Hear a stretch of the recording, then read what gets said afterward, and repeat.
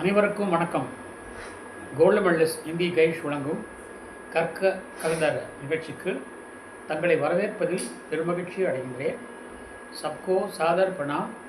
Gold medallist Hindi guide प्रस्तुति कर्क कसडर कार्यक्रम पर आप सबका हार्दिक स्वागत है.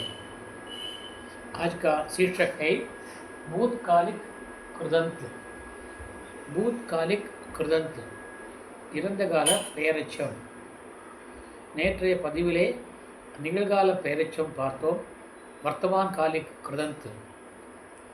आज का एपिसोड है भूतकालिक कृदंत, इरंदकाल पेरचम. इसकी परिभाषा है, फार्मूला है, धातु के साथ भूतकालिक क्रिया के साथ हुआ, हुए, हुई जोड़ने से भूतकालिक कृदंत का रूप मिलता है.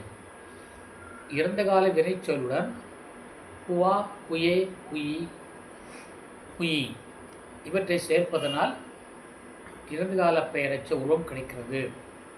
நான் ஏற்கனவே சொன்னேன், பெயரச்சம் பெயர் உரிச்சொல்லை போல பயன்படுத்தப்படுகிறது.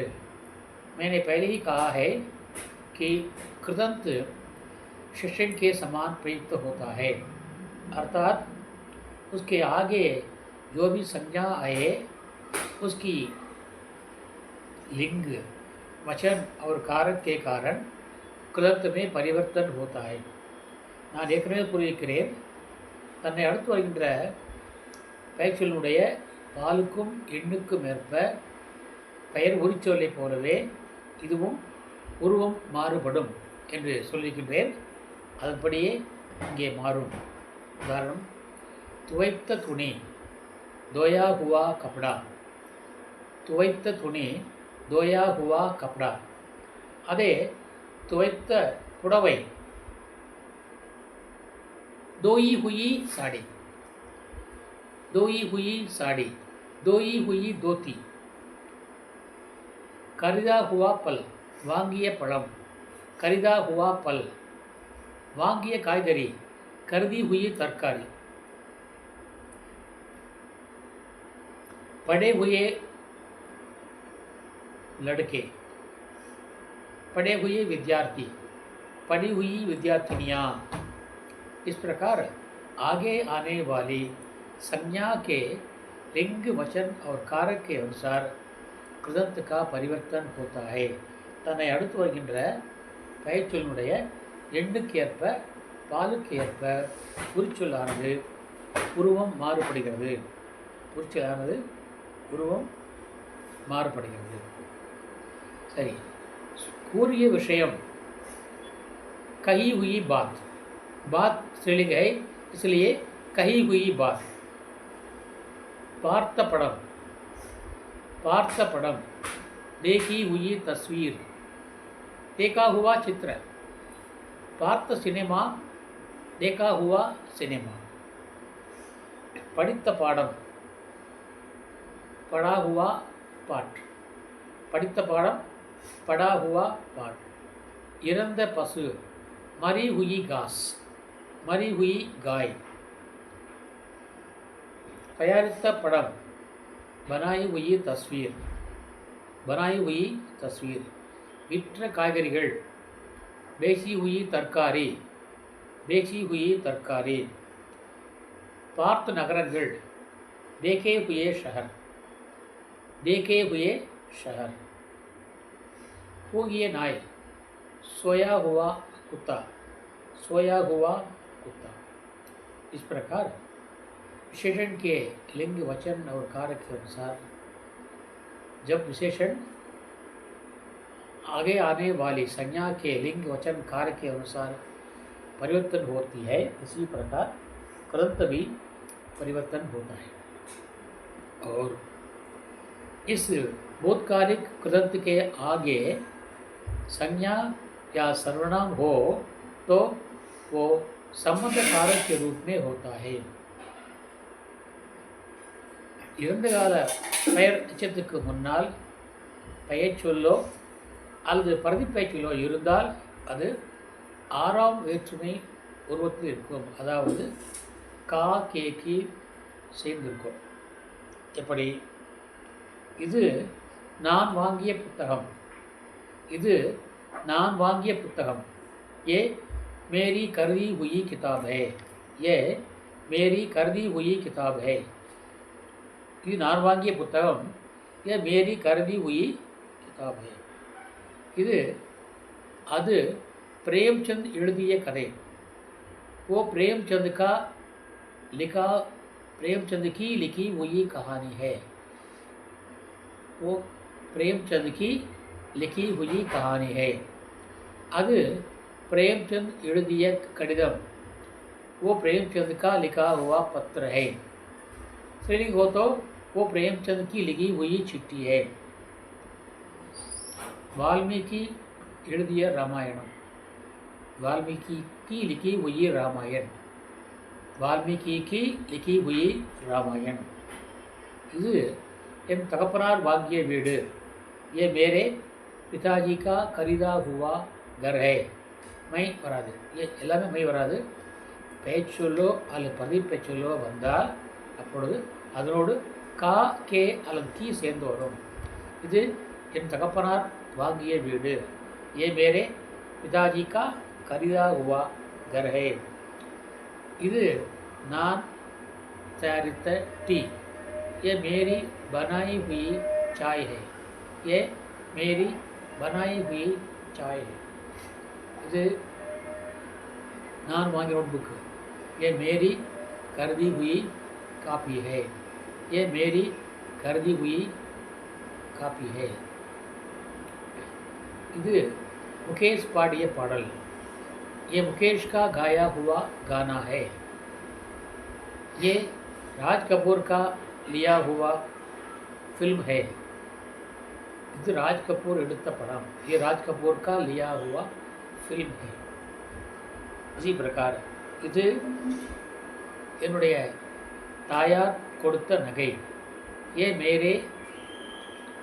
मेरी माताजी का दिया हुआ गहना है. இது என்னுடைய தாயார் கொடுத்த வளையல். ये मेरी माताजी की दी हुई चूड़ी है. ये मेरी माताजी की दी हुई चूड़ी है. இது நேருஜி ஆற்றிய சொற்பொழிவு. ये नेहरू का दिया हुआ भाषण है. ये नेहरू का दिया हुआ भाषण है. ये இது நான் வாங்கிய படம். ये मेरी खरीदी हुई तस्वीर है. இந்தியாவில் நீ பார்த்த நகரங்கள் எவை? भारत में तुम्हारे देखे गए शहर कौन कौन से हैं? भारत में तुम्हारे देखे गए शहर कौन कौन से हैं? இந்தியாவிலே ஓடிய ஆறுகள் எவை? भारत में बही हुई नदियाँ कौन कौन सी हैं? இந்தியாவை ஆண்ட மன்னர்கள் யார் யார்? भारत में शासन किए हुए राजा गण कौन कौन है? भारत में राजा के किए हुए राजवंश कौन कौन है? இதுவாறு அந்த பெயர்ச்சொல்லோ அல்லது பதிப்பெயர்ச்சொல்லோ வந்தால் அது ஆறாம் வேற்றுமை வடிவத்தில் இருக்கும். அது முக்கியமானது. தமிழில் டைரெக்டாக வரும். இது நான் வாங்கிய புத்தகம். மை கருதி கிதாப் என்று எழுதலாம். எழுதக்கூடாது. கூட கா அல்லது கே அல்லது கீ சேர் வரும். அடுத்து வருகின்ற பெயர்ச்சொல்லை பொறுத்து. ये मेरी खरीदी हुई किताब है. இது நான் வரைந்த படம். ये मेरी बनाई हुई तस्वीर है. இது அம்மா போட்ட டீ. ये माताजी की बनाई हुई चाय है. இது என்னுடைய அப்பா வாங்கிய வீடு. ये मेरे पिताजी का खरीदा हुआ घर है. इस प्रकार பெயர்ச்சொல்லோ அல்லது பதிப்பெயர்ச்சொல்லோ வந்தால் அது ஆறாம் வேற்றுமை ரூபத்தில் இருக்கும் என்பதை கருத்தில் கொள்ள வேண்டும். நாம் எழுதும்போது அப்படியே எழுதலாம்.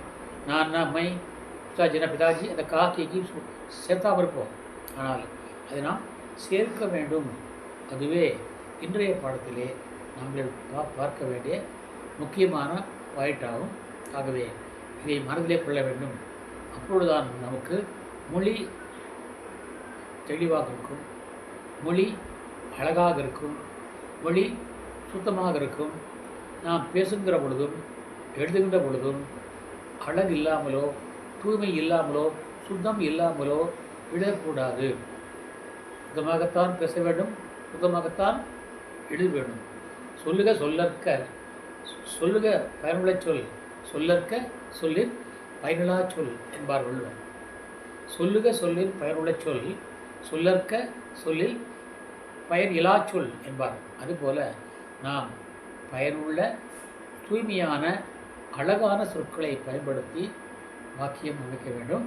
இன்னும் இது போன்ற பார்ப்பதற்கு சரியாக தோன்றும், ஆனால் உண்மையில் அது சரியான வாக்கியம் அல்ல, அது तवराना वाक्यम। देखने में शुद्ध लगता है लेकिन वास्तव में वो शुद्ध वाक्य नहीं है, वो अशुद्ध वाक्य है। इस प्रकार के अनेक उदाहरण मैं आपको आगे आने वाले एपिसोड में सुनाना, पढ़ाना, अध्ययन कराना चाहता हूँ। आशा है कि आप सहयोग देंगे, जहाँ तक हो सके हमारे इस कार्यक्रम को सफल बनाने के लिए सब्सक्राइब करेंगे और शेयर करेंगे और लाइक करेंगे। इसी आशा के साथ मैं आज का एक कार्यक्रम समाप्त करना चाहता हूँ। कल एक नए शीर्षक के साथ आपसे मिलने वाला हूँ। तब तक के लिए आपसे विदा लेने वाला आपका सेवक आर सुंदरराजन, तमिलनाडु। நாளை இதே போன்று ஒரு புதிய தலைப்புடன் நாளைக்கு இது போன்று நாம் பெரும்பாலும் தவறு செய்கின்ற, சரின்னு நினைத்து தவறாக பயன்படுத்துகின்ற வாக்கியங்களை எப்படி சரியாக பயன்படுத்துகின்ற பல உதாரணங்களோடு தங்களை சந்திக்கிறேன். அதுவரைக்கும் விடைபெறும் தங்களின் அன்பன் ஆர் சுந்தரராஜன், தமிழ்நாடு। धन्यवाद, नंरी, धन्यवाद, नंरी, धन्यवाद।